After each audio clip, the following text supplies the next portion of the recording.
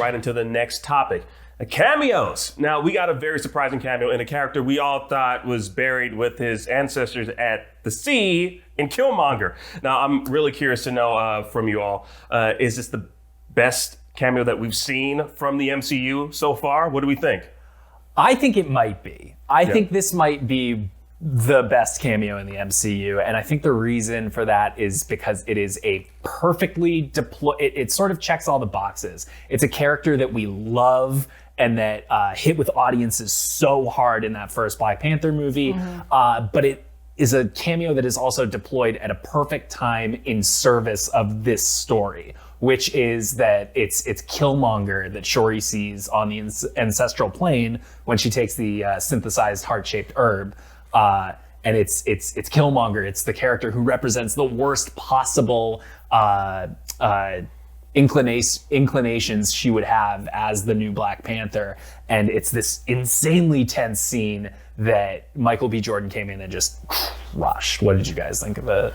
Well, first of all, I want to clarify our terminology here. Nothing touches the Stan Lee cameos interspersed throughout the entire MCU.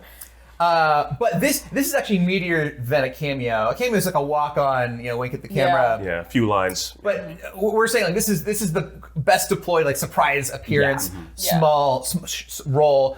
There was another surprise appearance, Julia Louis-Dreyfus, but I would not say that it goes anywhere near how great and effective and awesome this was. Because yes, Shuri is at a point in her journey where she only wants to become Black Panther because she wants revenge. I don't even think she's willing to admit that to herself. But when Killmonger is there, and she is the one who chose, who she wanted to see, she subconsciously picked him, and that was such a great moment. And it's the great reveal as well of like we think it's her mother, and then we pan around the chair.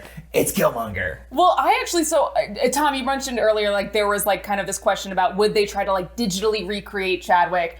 And in that scene, I was like, oh my God, here it comes. Because I really didn't want them to do that. And I thought he was going to turn around and it was going to be T'Challa. And if it wasn't T'Challa, like you said, it was going to be Ramonda. And so for me, it has everything you could want from like a guest appearance. It's a big surprise because I had no idea it was coming. It makes sense within the storyline and within Shuri's journey. And it's a character that one of my favorite characters in all of the MCU, my favorite villain in all the MCU. Like, I totally agree with you guys. I think it was perfect. Yeah, I think Michael B. Jordan just has the best cameos there is. I mean, the last time I was this surprised to see him was in Space Jam 2. Yeah. I'm just going to be honest. I'm so glad that we saw him. Now, moving on.